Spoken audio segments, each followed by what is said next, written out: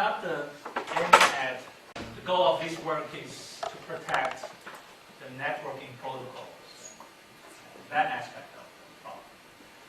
Although we borrow ideas from information theoretical approach, but here that connection is somewhat superficial right now. This is a joint work with two of my students, Kinko and Mantina Subramaniam. When I accept students, I'll tell them my test case for your graduating is to do something I don't know much about. And this is something I didn't know much about. That's their thesis work, their last piece. So in some way give a job cut of theirs. Okay, so wireless transmissions are over shared media. And essentially the act of transmissions cannot be hidden. So everybody transmitting, you ask, is source S talking to destination D through some intermediate lines? Okay.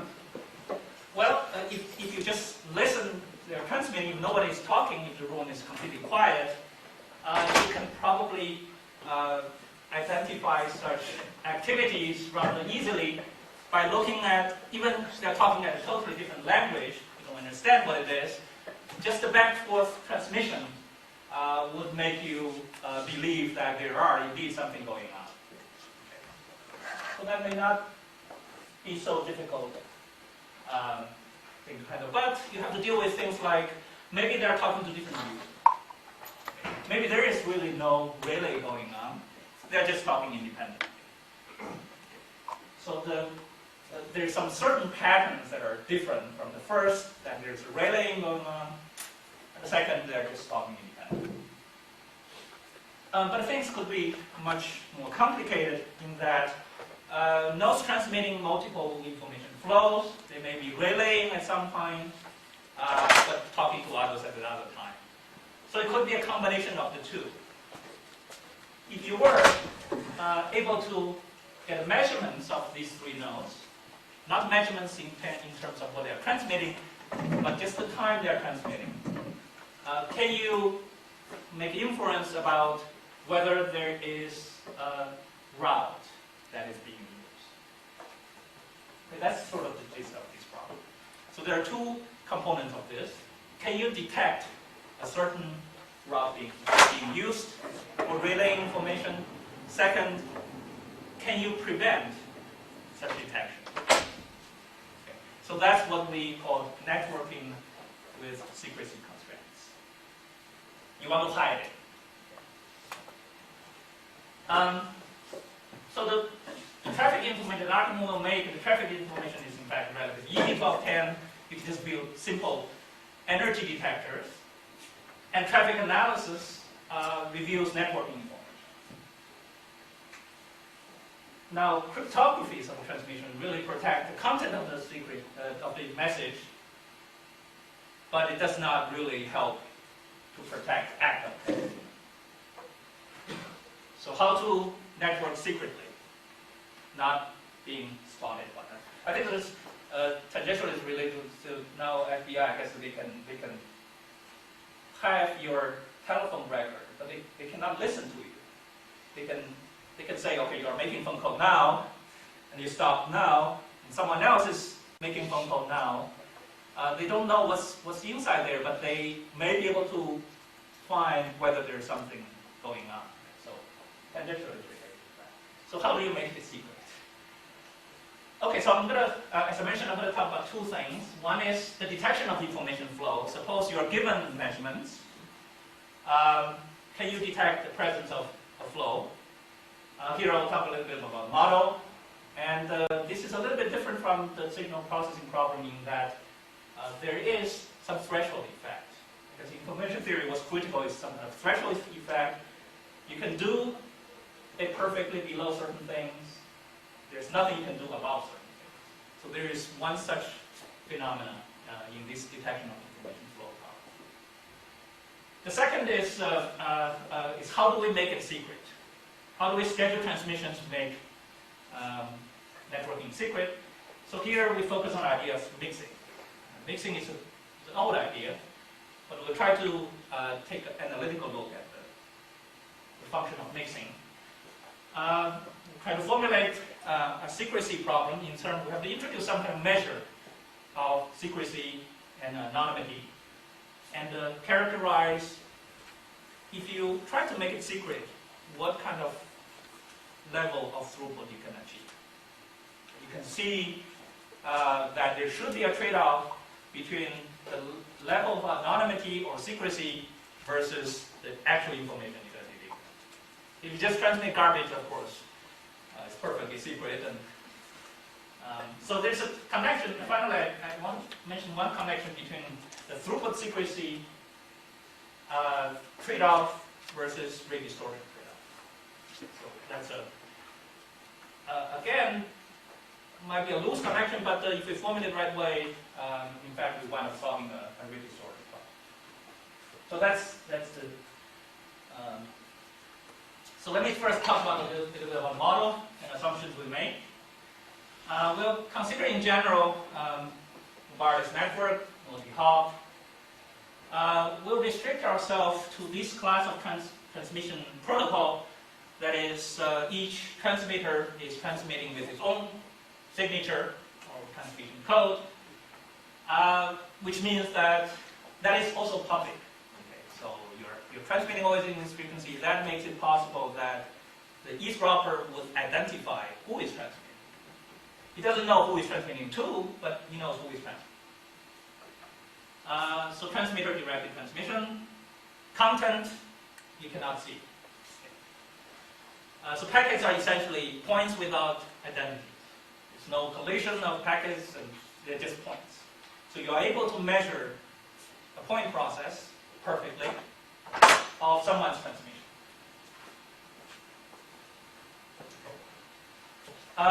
What can eavesdropper do? They have perfect epoch measurements, and we assume there's some kind of fusion.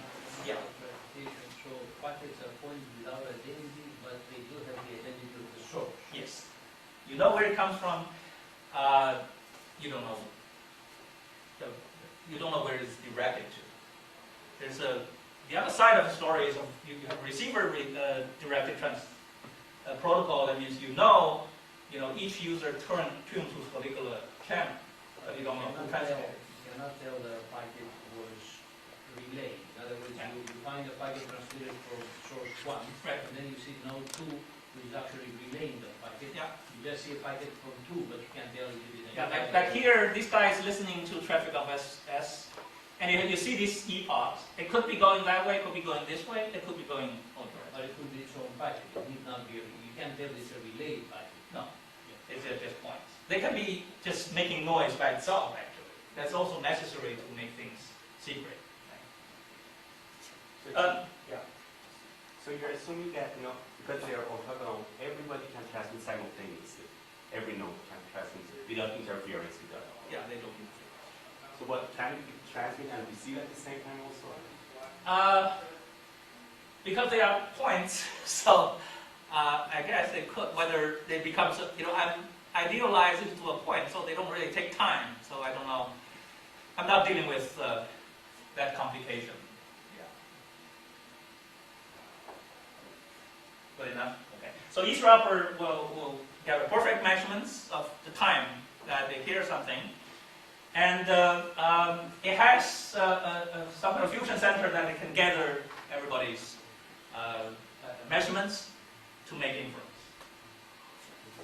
Okay, so that's. Now we have to somehow define, yes? So, and you also assume a global eavesdropper, right? The answer is no. The answer is no. They can monitor, like in this case, the eavesdropper is monitoring this and that, and not monitoring this. So it's not necessarily monitoring everybody.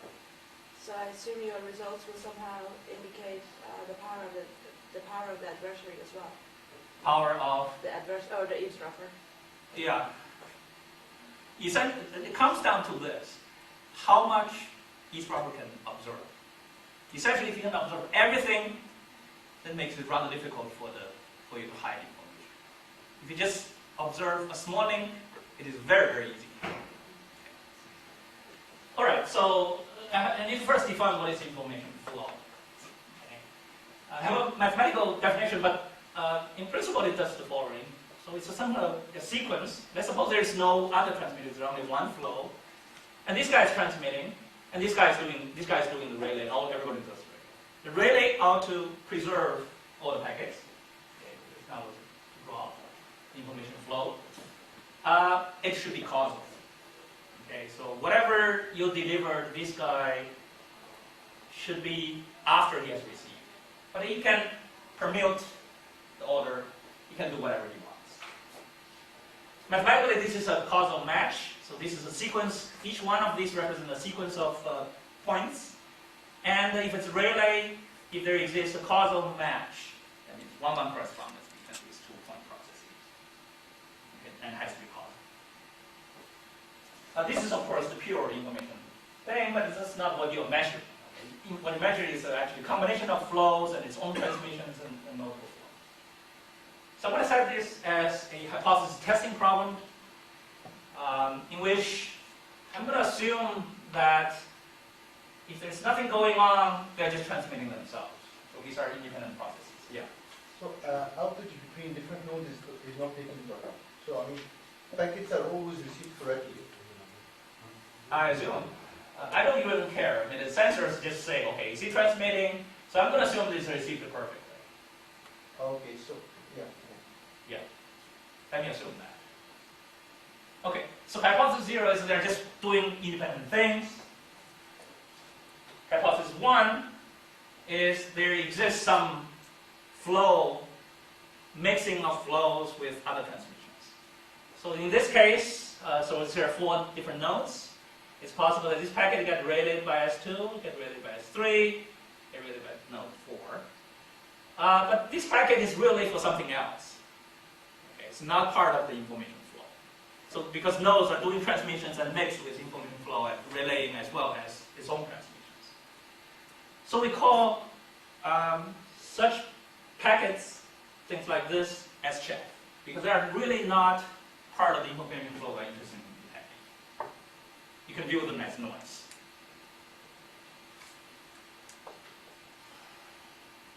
So I have to give some constraints, otherwise really there's no hope to do anything. Because, for example, if there's no delay constraints, you can just store everything and just transmit it randomly. There's nothing you can extract information. There are 2 types of delay constraints we'll look at. One is the delay constraints. That means if you're a relay, you should deliver a packet within a certain amount of time. One is memory constraint, that is, you should not have infinite memory. These 2 things are related, so I'm only going to talk about the delay constraints. Within delay constraint, there are 2 types. One is the strict constraints, so every relay has to satisfy a certain deadline. The other one is the average constraint, which you allow some link has to take a longer delay, others less. Overall, it should be satisfied. The results, this, as you can imagine, is a stronger result than this. So I'm mostly going to talk about this thing, the straight delay.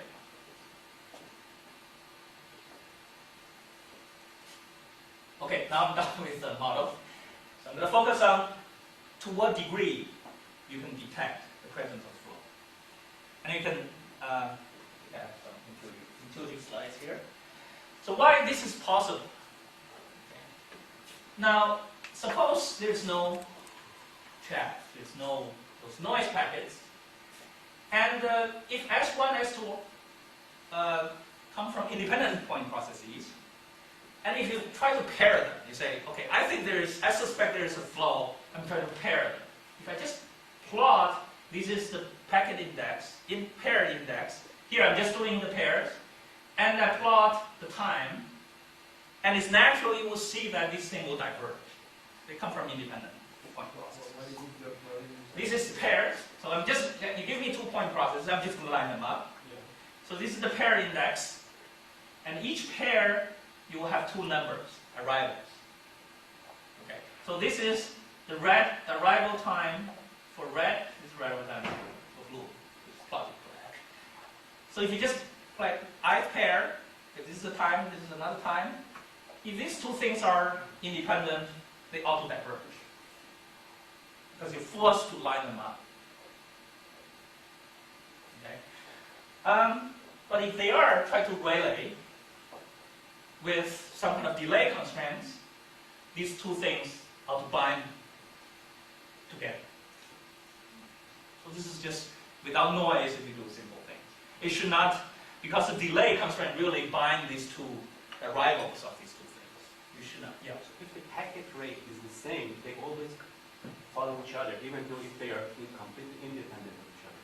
Say it again?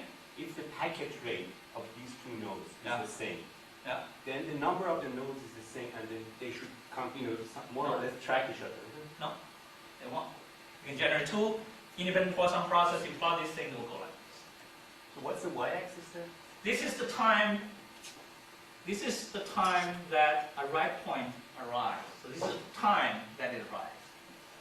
This is the time you take a particular pair, let's say this one, which is equal to 3, for example, third pair.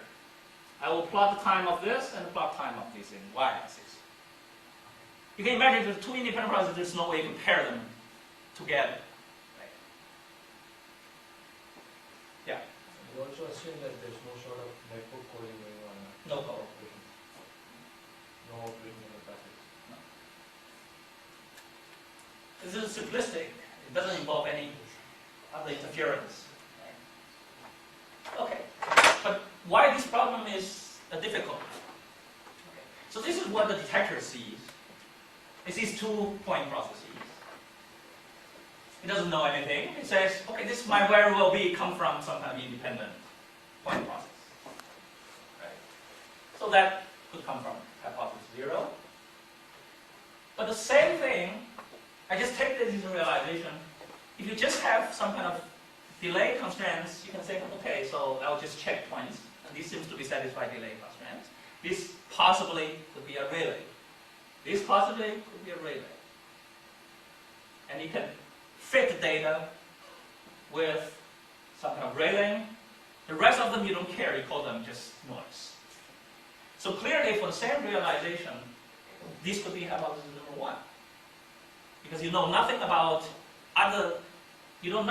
these packets that are sort of distributed to other things. You don't assume they're statistically independent, you know nothing. Right? So it allows you to fit the data almost arbitrarily. So that's why it seems to be a complex problem. And there are infinite many choices. There are many, many choices you can do this kind of pair. If the amount of relaying you are allowed to do is small. If you try to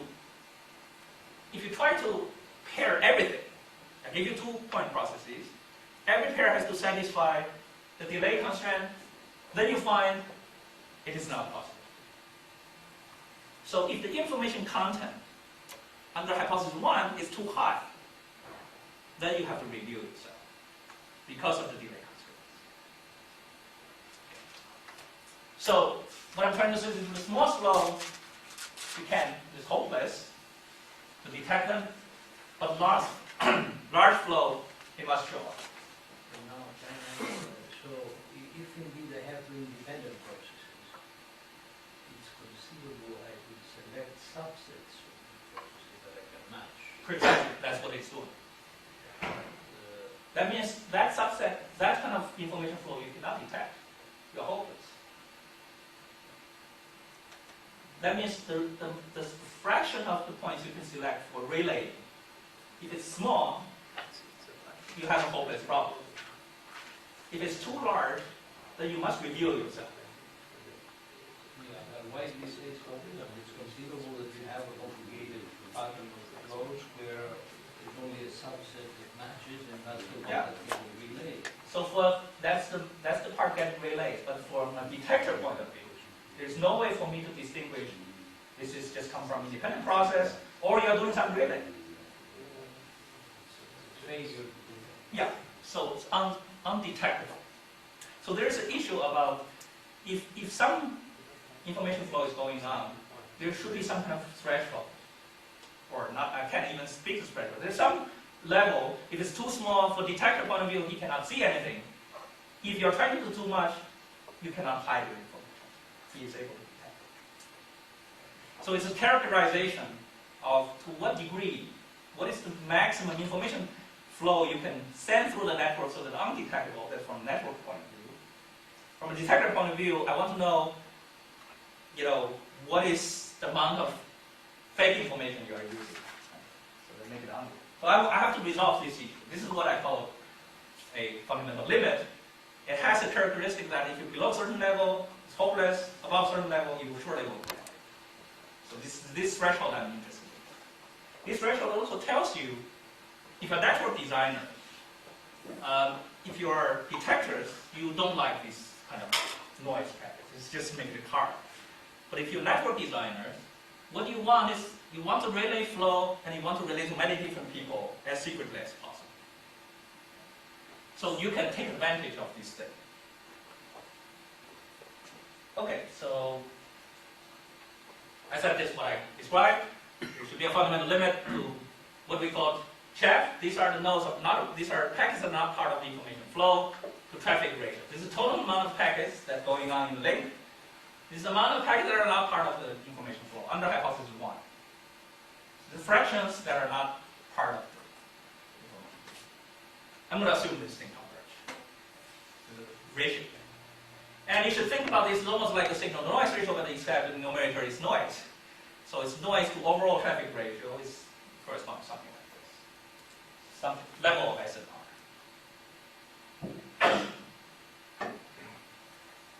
Okay, so I have to quantify what I mean by detectable. Okay, so I'm going to use what's called a term of consistency. So you have a detector that takes measurements, n of this, and we say that such detector is consistent, turn off consistent if the false alarm probability and misdetection probability both go to 0, as you collect more and more samples. So we're going to see the large flow problem. Eventually, if you wait long enough, you should be able to tell whether it's independent or some relay.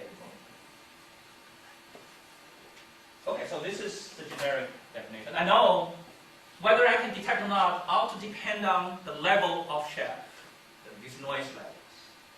So define something called gamma consistent.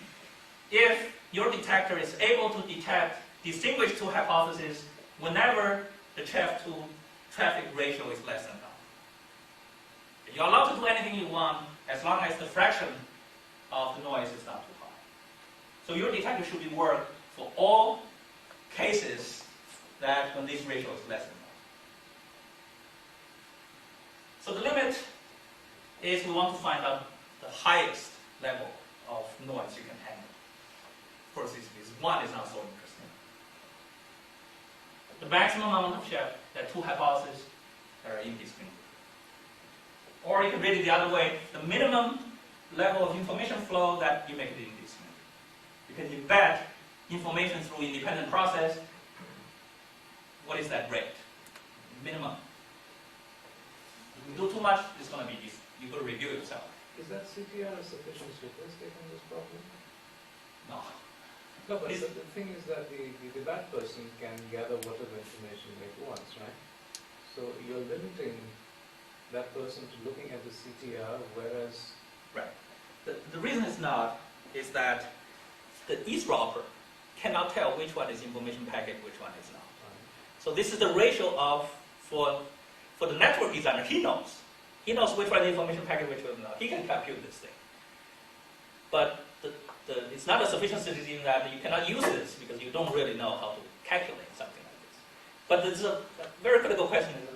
The approach we'll take is we're going to calculate something similar to this. Use a technique to calculate that. So you say the eavesdropper, the only thing you observe is the point. He has to guess. Right? He has to do the matching. Okay, so this is the theorem. It's the simplest version, more complicated than this. It says the following. So I'm going to assume under hypothesis 0 there are independent cross-on processes. That allows me to give you a number. And with rate lambda. And under hypothesis 1, the information is anything with bounded delay delta. So common rate lambda, golden. Yeah, common rate, but if it's not, it's easily changed. It's This is a little bit messy. And then I say the flow is detectable if and only if this chap to traffic ratio is less than something like this. This is not a simple hypothesis. Under H1 you can have anything. It's just huge. Under H0 is a simple hypothesis. It's a simple hypothesis. Under H1 is composite. And also under H1 is non-parametric. We don't really know what the distributions are. And the reason we have to assume Poisson is we want to calculate this thing. If you're willing to just run Monte Carlo run, this is some kind of average. Okay. So if you're willing to just run some Monte Carlo run, then I can remove that assumption. And what does this entail us? This entails us that if you don't observe a lot, these are like you observe two links. It's very, very easy to hide information because this is the ratio of chef noise versus total. If you have large memory, if you have very busy link, most of the packet get transmitted information, and you cannot detect it. Okay.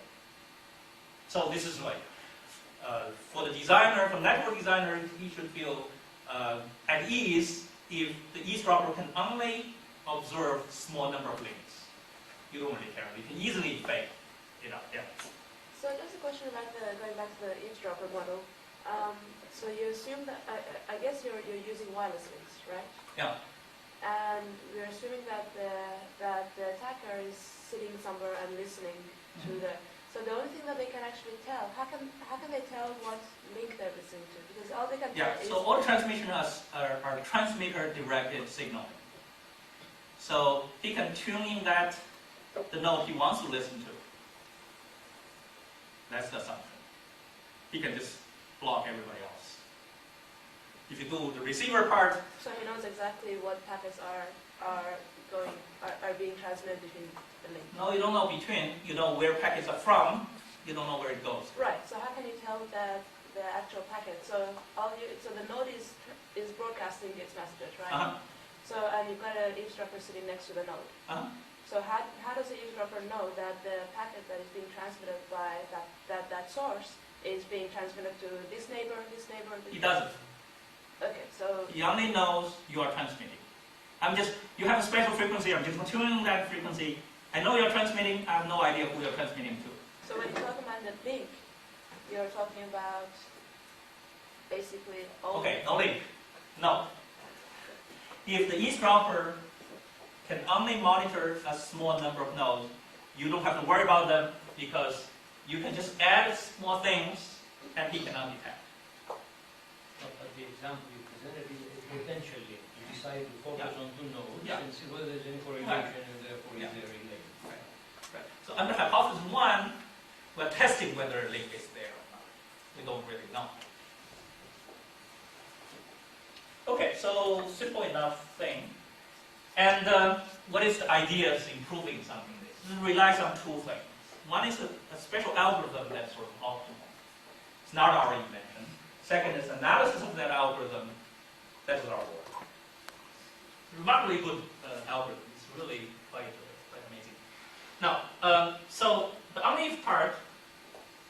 So the way we're going to do is just like what you mentioned. You're going to start with two independent processes and see how much information you can embed it. And you're going to try to embed as much as possible to the point that it is, because you draw these two things from independent processes. By definition, you cannot distinguish them.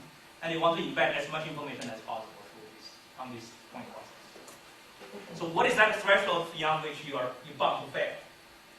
That's the characterization of threshold. So you need something like a very, very efficient way of embedding your information into this point process. And what is that fraction? So what we do is, given to realization of independent process, we're going to select maximum number of pairs of epochs that satisfy delay bound, and using something called bounded greedy match. This algorithm is shown to be the best you can do. Very simple. I'll describe how this algorithm works. So this algorithm gives the smallest the chef to traffic ratio that makes two hypotheses in the extreme. That means you embed the highest amount of information, the chef to the rest of them versus total traffic will be smallest. Then we need to calculate what is that. So this is done through Poisson. What is the complexity? So you're doing it. I'll show you to you. It's very, very simple. And on each part, now we're going to use this algorithm. We're going to use this algorithm, allow you, so this algorithm, you give me the you give me the measurements. I run this algorithm hypothesize which part is information, which part is chat. Once I have done that hypothesis, I can calculate this ratio which you mentioned. I don't, from measurement I don't know. Once I run this algorithm, these are hypothesized noise and information. Then I can calculate from this empirically what is the ratio. And I'm going to compare that ratio with this ratio. So that's kind of the tech. Then you're going to show that it always works. So this is sort of the ideas behind this thing. Now, this algorithm, I would say, was, I don't know whether it's really human, but this is from Bloom, Alvin Bloom. Works on something totally very different. Not totally different, but working on the intrusion detection problem. I don't know whether this is sort of well known or not. But the analysis of that algorithm is much trickier. Okay, so I'm going to describe this algorithm. So you are given 2 point processes. So I'm going to try to select a subset of points for information grid. The only constraints I have is it should be causal. It should set it like a label. So this thing done very greedily. Okay, so I have a point here. I want to find things here to match to serve as an information relay. I'll check the first point that's within this delta. If it is, that's my selection.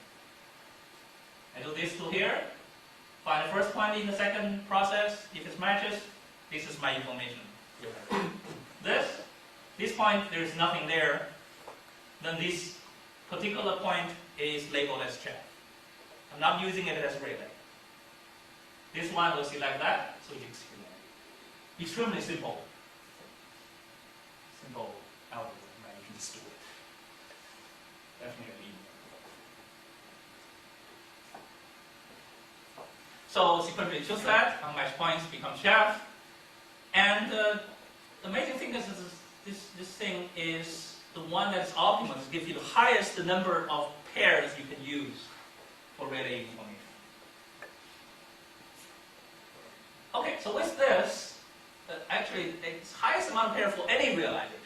In fact, this has nothing to do with Poisson. You give me realization, this gives you the highest pair. The proof of this, in fact, is simple. It's purely by contradiction. Very elementary result that is very, very useful. Now, my detector, yes. Just a question. If the relay only decides to independently select some points to transmit, would this still be working? Say it again. So if the relay decides, he receives some points, and he decides independently each point to transmit or not, with certain properties. No, that's not what he's asking. I don't think that. Is that what does it mean independently select? So You're saying relaying Not independent? relaying everything. not relaying everything. Oh, yeah. It's still working. If you choose to select fraction, okay. I mean, this is relaying everything. It's much harder than you say, I'm just going to relay 50% of them. I mean, because the correlation will be, regarding to the detector, it should be harder for the detector, no? Yeah, absolutely. I mean, your rate goes down. Yeah. Okay, so with this, the algorithm actually is quite simple. You give me two realizations. I'm going to run this algorithm, and I'm going to construct what I think is the most efficient embedding of information, those pairs, and I will be able to calculate what are the channels. With that, I can calculate empirical CDR ratio. I'm going to compare with that one because you know anything in practice, anything as done would be less efficient than this. that's the idea. So what do you do? So what it says, okay, so if you monitor only two things, you're hopeless. It's very easy to fail. Now, what if you are willing to monitor many? Okay. So you monitor n nodes in this case, and it turns out you can generalize that algorithm. It's my student work. Also greedily. Okay. You always find the first one until you cannot do, then you go back. So you find all possible successes recursively. You always choose the first one. I think it's intuitively sort of it's a intuitive approach, and then once you match it, you take it away. You always want to match the early one. Because once it's passed, you cannot use it. The causality prevents you to use things that you haven't been used before. So you always want to get the early one. And in this case, if you run this thing, what you show that is that for n hop case, the maximum number of information really equals for any realization. Okay, so this finds that, and you calculate how much depth and how much total rate. It's lower bounded by something like this. Okay. So what does that mean? So this really means that if you really do it optimally, most of things you are transmitting has to be fake packets, shared packets. You really cannot hide the information in the long run. You have to, the embedding getting more and more difficult. This is intuitively true, but this goes exponential. So your information rate that you can hide in the long run decays exponentially. So there's no way to hide in the long run. So if your eavesdropper can listen to everybody and has the power of calculating, then you have no hope to really propagate information for long runs. Long and fast. Okay, so that's the detection part. When should I stop? 5 minutes? 15 minutes. Okay, so now I'm going to sit on the other side. So I'm going to assume eavesdropper can listen to all this. And I have the control of how to schedule transmissions. Okay. I want to hide as much information as possible of multiple flows. You can imagine now I have to deal with, each node has to deal with many different flow goes through me, and it should be a problem of a rate region. What region you can achieve. So this problem comes from a well-known computer science approach of mixing. It's called Tong mix. Here is some kind of a relay node. And you have packets from different places. In the context of wireline, you have these packets. And they are encrypted by the, I guess, the key of this node. And you can't really see what's in there. Okay? But the wiretaker can see, these are through different nodes. They can measure the timing.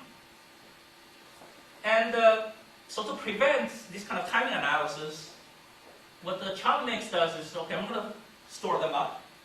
Okay? I'm going to send them in batches. So I'm going to time exactly these 3 lines, 3 packets goes out. So this will destroy your ability to analyze these things. Right? And you reorder them. And you encrypt this with whatever the destination thing. So this makes it very difficult for someone to sit there and measure these 3 lines, 3 output, 3 input, and figure out what should be the pair. The uncertainty is massive. You really cannot tell. So in this particular realization, this guy goes there, this guy goes there, this guy goes there. But it could be any possibilities. Because he doesn't know. He cannot see the content. Now this has been used actually commercially. If you want to send a message to someone, you don't want them to tell you, or you want to access certain sites, you don't want your advisor to know. This is called onion routing. So if this guy is going to transmit packets to here, and he will use Tong mix in the intermediate nodes, and you use different kind of level encryption. So it's like you want to transmit messages, you have an onion that each layer is an encryption of some node down the road. Okay, so what's strong about this thing is to give you packet level anonymity. Can't really trace it, and it's used commercially. But this is not good for something like you have delay constraints, right? So you have to batch everything. Wait, everybody has one packet and send it out. If the traffic is sort of uneven, then you hold everything up. There's no way to control the stability and delays. This is really, but they don't care. The email, I guess, is okay. But if you have any kind of delay constraint, you can't do it. So what is exactly going on here in this lower diagram? What is this? What is on? So onion means that each information packet is protected by multiple encryptions, and each layer corresponds to a key of some node down the road. Okay, so the content cannot be read. Content won't be read, but the What goes on in the matching and the mixing? yeah, once you have this, you are essentially dead. Every output of those you cannot match them. So the anonymity level of uncertainties you see here, you suppose you can see that you cannot to trace back this. But what is different here than the simple case? This is just one component. So you just show it. Yeah, this is in a network level. So the Tong has this idea of mixing, and this has been used in actual practice. You can download software to do this kind of anonymous email. There's another approach to this problem. Started by Radosavich and Pike in 1999 in the obscure, I think, the Milcom paper. There may be others have done this, but I'm not sure. This is essentially take cover of something. Maybe it was done, but it was not detected. Volume too slow.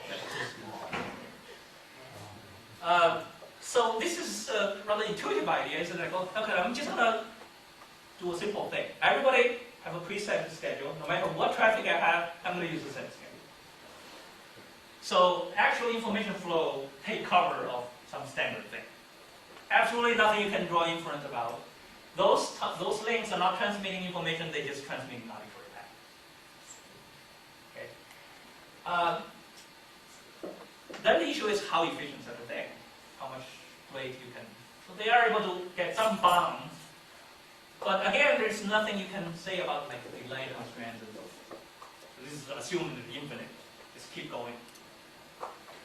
So what we're interested in under the delay or buffer constraints, how do we schedule this kind of traffic and have some kind of provable level of secrecy or anonymity? What is the trade-off about the throughput you can achieve versus how secret you want it to be? We already know that there is no hope to keep it secret if you blind log. You have to give up something. There's no way you can say, I'll transmit something in a long haul and you still want it to be secret. Cannot do that. So you have to sacrifice. And this is, in a way, it's related to the wire type of problem, in which you have a message destination, and there's an eavesdropper. Okay? So you want to hide it from him, and the level of secrecy is characterized by equivocation. Given what he can see, how much uncertainty he has about the original message, and you want to maximize the throughput or the rate of information transmission reliability. Okay. So we're going to borrow this idea of characterizing secrecy, and also the concept of you're going to try to do this trade-off, this kind of trade-off. Oh, okay, I already said this. And the main differences here, you are trying to protect the secrecy of the data, and we are trying to protect the secrecy of the route. But they can, the connection we're going to make is that here you have data, transmit a message. Here we have the route, F, being all possible routes you are using. And Y being the epochs that the eavesdropper is measuring. So the natural way to characterize uncertainty to the eavesdropper is this equivocation. Given H, given you can measure the epochs, how much uncertainty about the network route. Okay. So we're going to maximize throughput subject to something like this with a certain pattern. We can't solve all the things, we can solve some simple cases. Okay, so this is what we consider, the first step is consider mixing. Chum mix is consider something like you have things coming in, things going out, and then you line them up in a network. I'm going to do the same thing. So these are the nodes we're transmitting. we're going to consider if this guy is to relay information from these two. Okay, so I don't care about the rest of them. And this guy will serve as relay. And I'm going to have to use some kind of constraint of how fast it can transmit. So we're going to assume that the rate, the channeling rate is C1. That means you cannot send things as faster than C1 for A1. You cannot do anything faster than C2. You cannot do anything faster than C3. And the stability constraints give you something like this. Right? This is the rate that this guy can send R1 and R2, and this is the sum you should not exceed C3. Okay? This is purely depend on the stability of the drop. So what we are interested, for this simple case, in fact for simple case of n nodes being related by something, what does this guy do? What the relay does? Relay does is you do the ring encryption. That means you cannot read the content. It will make all the packets identical so that it can be called a point. And you can do any kind of timing. You can schedule the timing as long as you satisfy the delay constraint. So this is the power this is the design problem we have. The eavesdropper would be able to observe the transmission epochs. Okay? And this is our anomaly. So each F represents one particular session of the network, flows that are going on. Okay. So we know that, so this is what eavesdropper can make inference about. This is always some kind of less than some kind of prior. The simplest thing to do is to make all these epochs independent. That clearly gives you the maximum level of anomaly. But it's not necessary, it's a sufficient.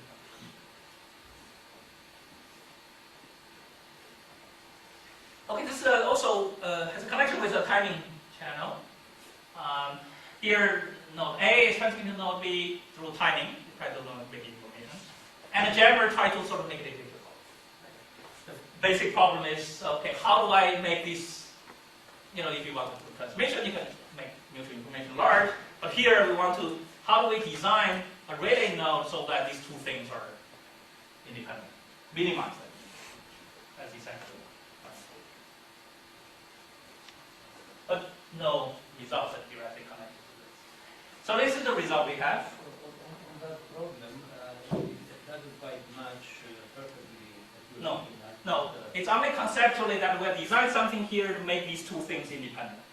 Right, but I was going to say that for the timing channel used for covert communication, with some people at NRL, Sure. perturbing Yes. the timings. Yes. The work that we look at, for example, Giles and Hyatt, they look at, this is like a game. You want to use timing to transmit information, I want to stop it. I want to design strategies here to perturb the timing so that it makes it hard for you. It's something connected conceptually, it's the role of the jammer design is sort of, you can view that way. Our relay nodes is want to make it not revealing anything. Okay, this is the main result for two nodes. So this is, there's no anonymity. This is essentially the constraint imposed by the signaling rate you can have. And we have achievable region, not the best you can find, because we're selecting one specific strategy. It's piecewise linear, and it's determined by these 3 points. The key idea here is this kind of sample set. Again, we're going to use this matching algorithm, because it gives you the most efficient way to embedding information in the sequence. But we can give priorities to node 1 and node 2. We can do time sharing. That gives you things like this. So these are like choosing priority number 1. I'll always, when I schedule, I'll look at user number 1's packet first. And this is sort of, I don't take preference, I'm just going to merge them and do schedule. And inevitably, you will have to draw packets. Here, what you want is then, those packets dropped, you see how much you can recover through forward error control. This is like an erasure check. So actually, for certain cases, whatever the drop rate, that's the suffer. That's the amount of things you will lose in the information throughput sense. Not just counting how many packets you get through, but actual, if you do the encoding, right? So actual the information gets through. Okay, so this is, so I already mentioned, the first scheme is that I'm going to draw, this is where it's suboptimal. I'm going to draw independent realizations, two independent realizations. And I'm going to look at, these are the transmission epochs. I'm going to select a subset of points for transmitting information from user 1, the other subset from user number 2. The rest of them I'm just going to call them check. They're just useless packets. And in this case, if I give priority number 1, which is green, I'm going to match that. And if there's no conflict, I'm going to give it to the user number 2. In this case, I could have done both, but since I give priority number 1, I'm going to match. I'm going to this time transmission for number 1, and this guy got dropped. This guy got dropped. Using boundary gradient. Or I can just merge the two. I don't really care. Whichever comes in, I will do this. That gives you this point. This gives you this point. Due to time sharing. You get a achievable region. And those dropped packets, we're going to try to recover them through error control. Okay. Now, the other thing that's tricky about using error control is that you're running this special algorithm, bounded. This dropping, this erasure statistics is not right. Okay. So what you need to show is this is error-like. Then it's okay. So that's the level, the details have to be taken care of because you're using this special bounded gradient mesh algorithm to select transmission epochs, and those get dropped or not. So why, when you do coding, you get a smaller region? Yeah, this is like the throughput, right? This is like a channel use. This is actually the information you can transmit. Yeah, but I mean, in general, we know that by doing coding, you can transmit at the maximum rate. So in this case, it's sort of a, I guess, heuristic use of coding that hurts you. Could be, but I view this like each point is one channel use, right? So this is like how many channel use you have. This will give you actually the rate, right? Then in general, it's not matched to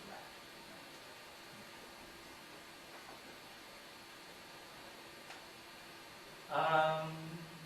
Okay, so when you simply get an outer bound, that's sort of, I'm using a specific strategy.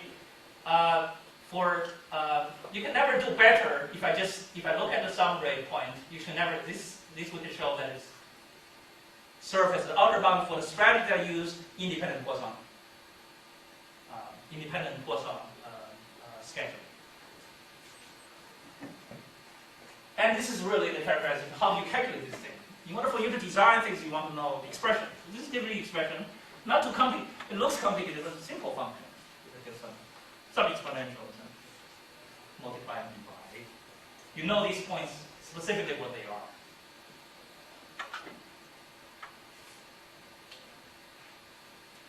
are.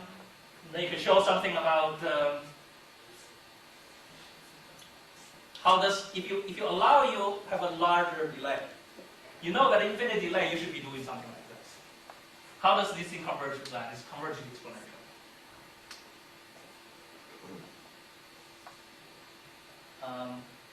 Now I've done one relay node. Okay. I know that there's no way for me to hide the whole route. And the problem becomes which node I should select to hide. So anyway, you're not going to be able to hide the entire thing. You're going to give up a certain level of secrecy. So this is a network. I'm going to select nodes that I decide I'm going to use mix-up. I'm going to make it anonymous to make it hard for the detector to trace. Right? It's sort of like detectors are dogs, and somehow the evidence disappears, runs through water, doesn't know where to go. So these are simple things, and this set of nodes, one on top of this set of nodes will look something like this. If I don't do anything, you just measure it you will know from the measurement of this link, this is talking to him, this is talking to him. There's nothing you can do about that. And these are 4 different configurations. So I want to prevent the eavesdropper to figure out which configuration is going on. So in this case, this is talking to that. In this configuration, this node is talking to this, and so forth. So I want to make sure that this is my level of secrecy. This ratio is greater than R. This is how much the eavesdropper can infer about the configurations. This is the initial uncertainties. And use Fano's inequality, this is uniformly distributed distribution. Essentially, this alpha gives you the probability of detection error. Okay, so I'm going to make a connection with source coding, Ricci sorting problem. You can view things like if I don't put any anonymity on a particular relay, that link is entirely exposed. If I put anonymity on something, that particular relay is anonymous. I'm going to select a set of nodes that reveal it to you and keep the other set secret, so that when you try to make inference about the network sessions, it has the highest uncertainty. So something like this, I'm going to, in source coding, so these are the sequences I want to do source coding. So I'll group them into groups, and each one will have a representative reconstruction of it. And what I want to do is, okay, so this gives you, I want to sort of minimize the dispersion here, and this number of things give you that. Especially rate and diminishing number determines the number of partitions, and the sequences in each partition, they're going to collapse to a single thing. That gives you distortion. So in our case, these are the sessions, different session configurations. And we're going to group them. And what we design are these transmission epochs. Okay. So each group of sessions will use the same transmission epoch. That's my design.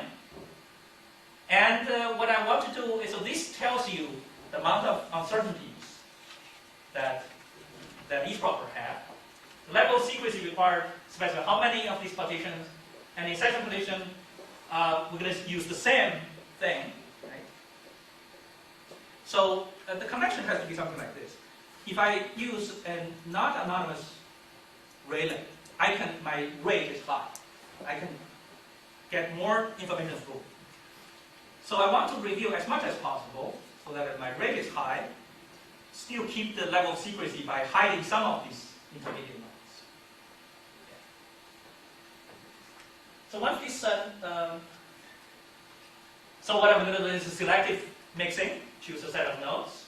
Every session, you pick a subset of relays and you hide them completely. And all the others, you just let them transmit at full rate. So we want to find some kind of randomized selection of these nodes to maximize the throughput. Okay, so we're going to configure something like, given the throughput, I'm going to generate a distribution of which nodes to hide. So I'm going to design this function, Q. So this is probability to pick that. And the eavesdropper would observe some part of the link, because you're not hiding them. But you can think about this as a network, and certain links get uncertain. Right? You know part of the link. So for example, if you hide this, the eavesdropper won't be able to see these two things, how they connect. But everything else, they know how to connect. And whenever you do this, the sum rate of this guy gets limited. Because we have this characterization of how sum rate is bounded. So whenever you choose this, you suffer. Yes? Yeah, how do you hide a link, a wireless link? There's nothing you can do to hide the act of transmitting. Yes. But you hide, what you are hiding is how you make correspondence. If I choose this as a node, you cannot make correspondence when this guy is talking to this guy is talking to this. Okay. To you, that correspondence is high. It's hidden. Link, there is nothing.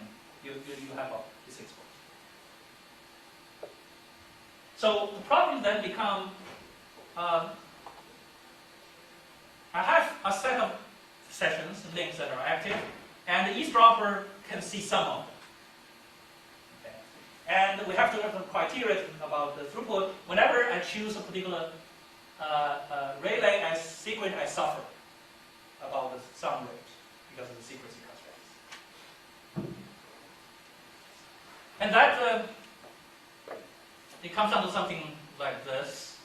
You can recognize once you make this connection, the minimum performance loss in our case is defined by the drop of throughput by selecting is given by this. So this tells you, by doing this optimization, it tells you which node you should hide, which one you should leave open. This is specifically for something like this. Now you can have the choice of hiding some of these things, okay? And if you don't hide anything, so this assumes something like this guy has an output rate equal to 2. You can transmit like 2 bits of the packets. This one total, if you do a cut, is you can do 4. If you don't hide anything. Okay. So the sum rate is what we are considering. But if you start to hide this, then uncertainty generates because you don't know how these two things get relayed. So this is the secrecy level, alpha, and this is the sum rate of this thing. This can be calculated. It's done through how the math algorithm. We don't really, I don't think we know anything about what should be the right distribution. We don't really have that. We don't know. It looks like linear, but we don't know. But anyway, you can just run this algorithm and find out something like this. It tells you that it's a randomized strategy. It's not like always you hide a particular node. It depends on what session configuration you have. Okay, so let me just conclude. This is what we did. We essentially look at the flow detection of information flow from that hypothesis testing problem. There's something a little special about this kind of detecting the present flow in a problem process. It has a threshold effect. Below a certain threshold, you cannot do anything. That sort of, anytime I see some threshold, I get really, there's something interesting there. This does have a threshold effect. And we try to make a sort of connection with information theory, theoretical approach to secrecy, but on the generic term, it's clear what you want to do is hide the configuration and uncertainties attached to that. But really, we haven't used any real techniques there. It's just, the formulation is clear. And we restrict ourselves to independent Poisson transmission schedule, in which case we can calculate exactly the number, set it up optimization problem. We are able to characterize not the exact answer region, but what you can achieve. So this is what it's fairly recent. It's the results for the last 8 months, or mostly, many of the later part comes from that. There are many different aspects of this problem we're currently investigating, and we don't know, for example, is Poisson the best? Is it the right distribution? We're just choosing. I think I have reason to believe that should be the most difficult one to detect. It could be the right thing to do. That's it.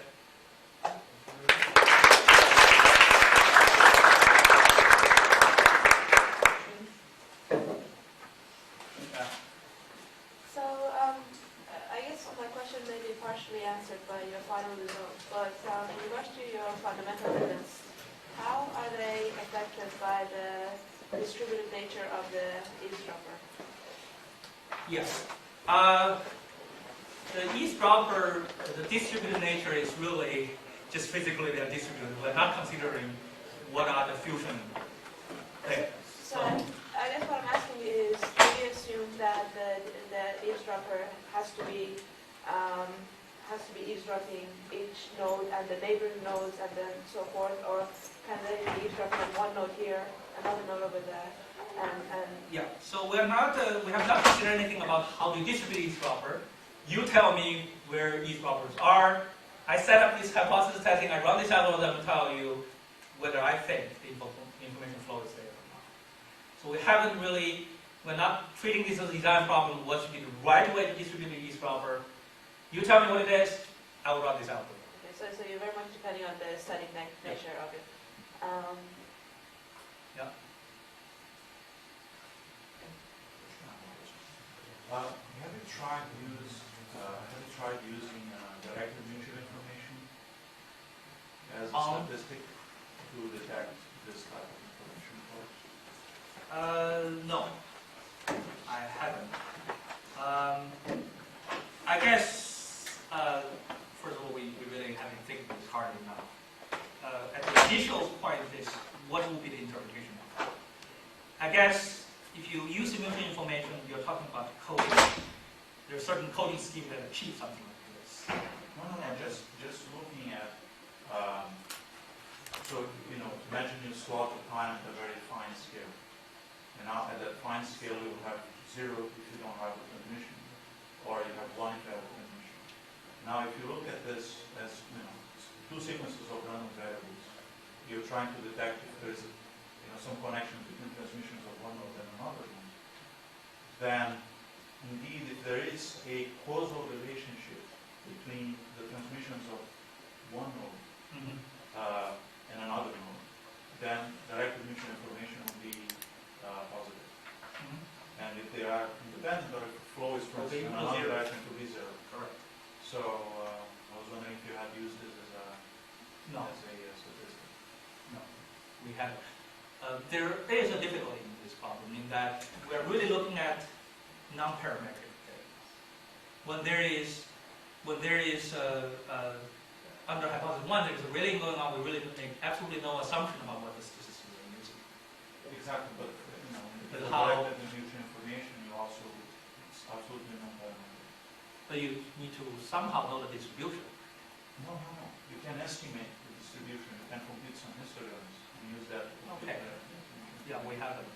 which in this case, because it's a binary alphabet, is something We haven't done that. yeah. We haven't done that. I don't know. In terms of, I don't know. I think it comes down to whether you have a better algorithm. This particular algorithm is extremely simple. It will detect whenever the presence there is a presence. Then it comes down to, okay, which one converts faster? So I think that question is much harder to do because it depends on what kind of statistics you are using. So I'm sort of pessimistic about to be able to say, this is guaranteed convergence rate. But in terms of whether it can detect or not, this algorithm is so simple, I just cannot imagine, try anything else unless I can see very. Another question I had is, if you extract, this is a problem, just detecting existence of causal relationships between binary processes. Right. Would you see that this can be extended to the situation where you have, for instance, one node that reduces a stochastic process, which is a binary operation on 2 other stochastic processes? Yes, for instance, like network coding. Yes. I don't know. But for the purpose of hiding information, the objective, which is the objective you have here, the use of the method coding, putting aside the other difficulties of implementing it, is offering itself as a good tool. Yeah. So we look at it with the Riemann-Young difference in network coding. Certain links are reviewed. What kind of information rate you can get to? I think fundamentally it's a different problem from what we do. We don't really worry about you hide the content, this information. We just hide the text, hide the link. By the using of the coding, you mask the identities, the sources at the point of mixing. It's a form of mixing. Instead of mixing as you indicated by sending the flows simultaneously, what you do is put operation on binary sign. I mean, it's just something that qualitatively kind of suggests itself. Could be. I agree. Essentially, then in that case, you no longer have a single flow. Any logical flow have some physical, that's certainly true. There was a question somewhere here, that's why I'm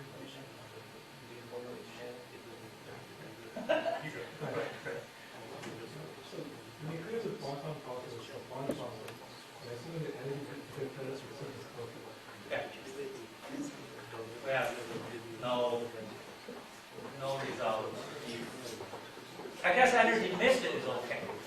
Energy detect missed it, you still have to cause some things. But if sort of misdetect, then it's sort of, I don't know how one should. Yeah, right now the measurement is perfect. There's nothing ambiguous about this. One more question. What happens if you have multiple flows that share subsection of path? How does that impact the detection? You can detect it. You can. It becomes tricky. Actually, this problem is we're looking at it right now. So you look at it. So right now, I'm presenting a rather simple case. Either they're all independent or they're subsection. In practice, it will happen. Some nodes are going to be, flow coming in and going out. Their heuristic approach, sort of, you do it hierarchically. You sort of looking at small link first and then gradually test it. And it creates a lot of complications, I think. I don't know, I can think about many different ways to solve these problems, but I don't know what would be the right way. Yeah, essentially you got multiple hypotheses. Each hypothesis is going to do this thing. I can imagine it can be done, but well, I didn't show there's some traces that we're using to test the algorithm. These are actually internet traces that doesn't depend on these kind of assumptions. So I actually have graph of that. So I'll show you I do have things like this. I'm not sure. Actual traces. These are actual traces posted on the website. Okay, well, thank you again.